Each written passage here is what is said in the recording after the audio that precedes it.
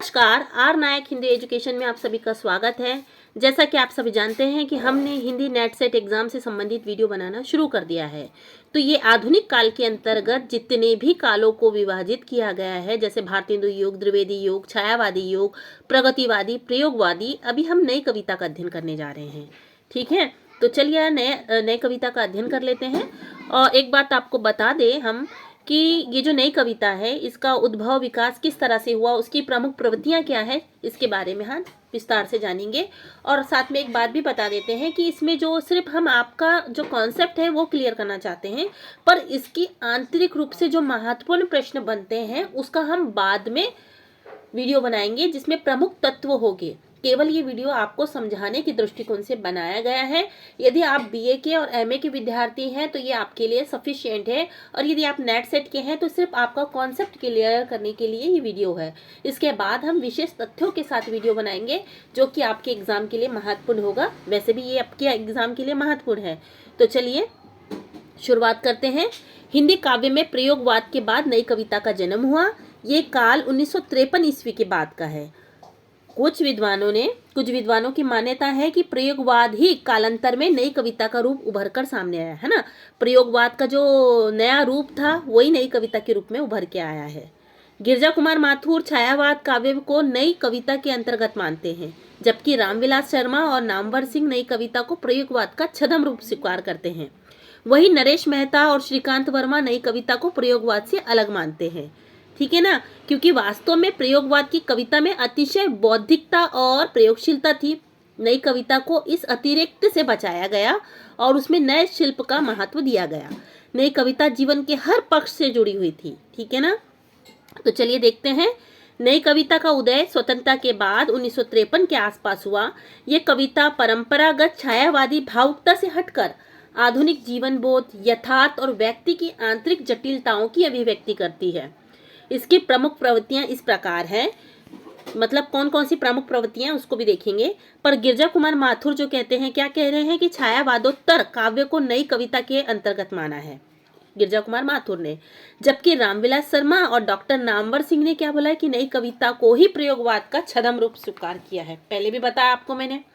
वही नरेश मेहता और श्रीकांत वर्मा ने नई कविता को प्रयोगवाद से अलग माना है, यानी प्रयोगवाद का जो नया रूप था वो नई कविता के रूप में था। आगे भी बोलते हैं कि हम किसी बात को नहीं मानते, ठीक है, और उन्होंने आगे की जो कविता थी उसको नई कविता का रूप दिया। ठीक है,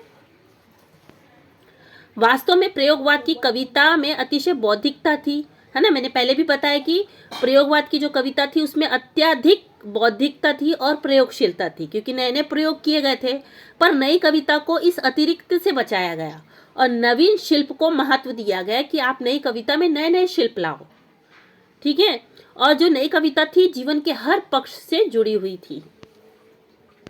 अब देखेंगे इसकी प्रमुख विशेषता क्या है। नई कविता की प्रमुख विशेषता क्या है, तो आधुनिक जीवन बोध, जो ये नई कविता थी ना उसमें आधुनिक जीवन बोध के बारे में लिखा गया था कि जो नई कविता है वो आधुनिक जीवन का बोध कराने वाले जितने भी पॉइंट है वो उसमें आधार बनाकर कवियों ने लिखने की शुरुआत की। तो नई कविता में महानगरीय जीवन, अकेलापन, तनाव, विसंगति, असुरक्षा और कुंठा का चित्रण मिलता है। ये कविता आज के मनुष्य की वास्तविक समस्या से जुड़ी हुई थी, यानी आधुनिक जीवन बोध का जो भाव था वो नई कविता में प्रस्तुत होने लगा। देखिए, व्यक्ति केंद्रित संवेदनाएं, जो नई कविता है ना उसको व्यक्ति केंद्रित संवेदनाएं क्यों कहने लगे कि व्यक्ति या जो लेखक है अपने मन के भाव जो भी उमड़ते हैं उसको, चाहे बुरा हो, अच्छा हो, कुंठा, त्रास, घुटन, जो भी उसको महसूस हो रहा था वो अपनी कविताओं के रूप में व्यक्त कर रहा था। जैसे बताया है कि संत्रास, कुंठा, घुटन, दर्द जैसे भावों की अभिव्यक्ति है।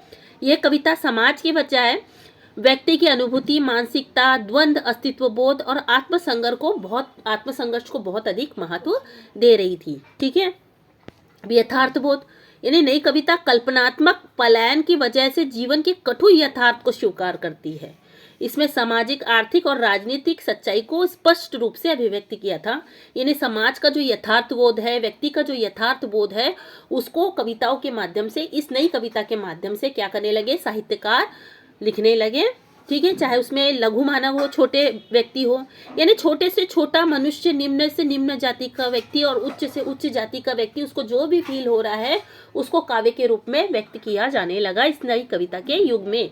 ठीक है, यानी समाज का यथार्थ बोध हो या व्यक्ति का यथार्थ बोध हो, सभी का समावेश उस कविता में होने लगा। ठीक है, अभी अस्तित्ववादी दृष्टिकोण, अभी जो नई कविता थी उसमें अस्तित्ववादी दृष्टिकोण को अपनाया गया। मनुष्य के अस्तित्व, निरर्थकता, अकेलेपन, भय और अनिश्चितता, भविष्य की चिंता नई कविता की महत्वपूर्ण प्रवृत्तियां बन गई।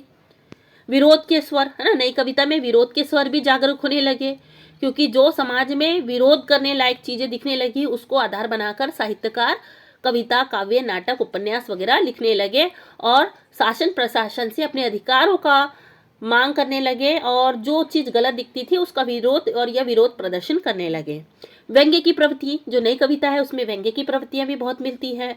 हाँ, क्योंकि देखो नई कविता में व्यंग्य की मात्रा अत्यधिक मिलती है। नई कविता के कवि मनोरंजन की कविता नहीं लिखता, बल्कि युग और परिवेश के प्रति सतर्क होकर भूख, बेरोजगारी, दुख, दर्द, शोषण, कष्ट आदि परिस्थितियों में अपने व्यंग्य भरी वाणी को प्रस्तुत करता है। जैसे एक उदाहरण है, लोहे का स्वाद लोहार से मत पूछो, लोहे का स्वाद लोहार से मत पूछो, उस घोड़े से पूछो जिसके मुंह में लगाम है। ठीक है ना, तो कहने का मतलब ये है कि जो कवि है वो लोग क्या करने लगे, अपने काव्य में व्यंग्य का प्रयोग करने लगे और व्यंग्य के माध्यम से समाज का विरोध करने लगे। यहाँ पे बोला है ना, घोड़े का स्वाद लोहार से मत पूछो, उस घोड़े से पूछो जिसके मुंह में लगाम है। मतलब तुम किसी की समस्या को जानना चाहते हो ना, तो वो समस्या का समाधान करने वाले जो नेता होता है उनसे मत पूछो, उस आम आदमी से पूछो जिसने उसे भोगा है। ठीक है, शिल्प और भाषा में नवीनता, अब यहाँ पे कैसे है कि पुराने जो शिल्प और भाषा थी उसकी जगह नवीन भाषा का प्रयोग होने लगा, नए नए शब्दों का प्रयोग होने लगा। ठीक है, और खड़ी बोली हिंदी में सरल सहज भाषा का प्रयोग करने लगे कि जिससे सामान्य जनता को समझ में आया, यानी लोक भाषा जो प्रचलित है उसी का प्रयोग करके अपने काव्य में नवीनता लाने लगे। ठीक है, मुक्त छंद का प्रयोग, पहले छंदों का प्रयोग होता था पर अभी मुक्त छंद का प्रयोग किया जाने लगा। प्रतीक, बिंब और रूपक की बहुलता होने लगी, सहज बोलचाल की भाषा का प्रयोग होने लगा। ये गद्यात्मक की प्रवृत्ति है। अब पहले कविता कैसे छंद, लय, बय इसमें होना चाहिए था, पर अभी गद्य का प्रयोग होने लगा। कहानी, नाटक, उपन्यास या कविता का जो स्वरूप है वो गद्य के रूप में अपने मन की भावनाओं को व्यक्त करने का एक साधन बन गया। ठीक है, नई कविता में प्रतीकात्मक और बिंब विधान, मैंने बताया ना, प्रतीक और बिंबों का प्रयोग करके कविताएं लिखी जाने लगी। नई कविता में अप्रत्यक्ष अभिव्यक्ति के लिए प्रतीक और बिंब का प्रभावशाली प्रयोग किया जाने लगा, जिससे कविता अधिक अर्थगर्भित बनती थी। ठीक है ना, प्रतीक वगैरह का प्रयोग करके कोई भी अपनी बात को आगे वाले के सामने बताना जिससे कि उसका एक विशेष अर्थ निकलता हो। नकारात्मक और विडंबनाएं, कि समकालीन जीवन में निराशा है, असंतोष है, विडंबनाएं है, तीखे व्यंग और कटाक्ष के माध्यम से क्या करने लगे, अपनी कविताओं में भी नकारात्मकता और विडंबना जो है उसको प्रस्तुत करने लगे। अनुभूति और प्रामाणिकता, यानी नई कविता में भावों की बनावट नहीं थी, बल्कि वास्तविक अनुभूति की सच्चाई को अधिक महत्व दिया जाने लगा। देखिए ये 12 पॉइंट था, उसके बाद 13 है, तो यहाँ पे 13 करना है, वो 9 की जगह 13। ठीक है, सामाजिक चेतना, यद्यपि नई कविता व्यक्ति केंद्रित है, फिर भी इसमें सामाजिक अन्याय, शोषण और व्यवस्था विरोध की चेतना विद्यमान रहती थी। और परंपरा से संवाद, ठीक है, 13 के बाद 14 आएगा यहाँ पे, परंपरा से संवाद, यानी नई कविता परंपरा का पूरी तरह से त्याग नहीं करती। जो नई कविता है, नई कविता परंपरा का पूरी तरफ से त्याग नहीं करती, बल्कि उससे संवाद करते हुए नए अर्थों को संदर्भ में करती है। यानी जो पुरानी परंपरा है, यदि वो हमारे समाज के लिए उपयोगी है तो उसको महत्व देती है और उसके हिसाब से क्या करती है, संदर्भ करती है। देखिए नई कविता के प्रमुख कवि जो है, पहले तो तार सप्तक पहला, दूसरा, तीसरा, चौथा प्रकाशित हुआ था, जिसके संपादक कौन थे, अज्ञे थे। पर अब वहीं पे क्या हुआ, अब बोला ना प्रयोगवाद के बाद दूसरा नाम दिया गया नई कविता, तो उसके जो प्रमुख कवि थे, अज्ञे, मुक्तिबोध, शमशेर बहादुर सिंह, धर्मवीर भारती, केदारनाथ सिंह, सर्वेश्वर दयाल सक्सेना और उसके आगे बहुत सारे ऐसे कवि हैं जो नई कविता के प्रमुख कवि के रूप में चित्रित किया जा सकता है, ये जाते हैं। ठीक है, तो आशा करते हैं कि आपको ये नई कविता की प्रमुख प्रवृत्तियाँ, ये नई कविता किसे कहते हैं, ये समझ में आया होगा। समझ में आया हो तो लाइक सब्सक्राइब करें। धन्यवाद।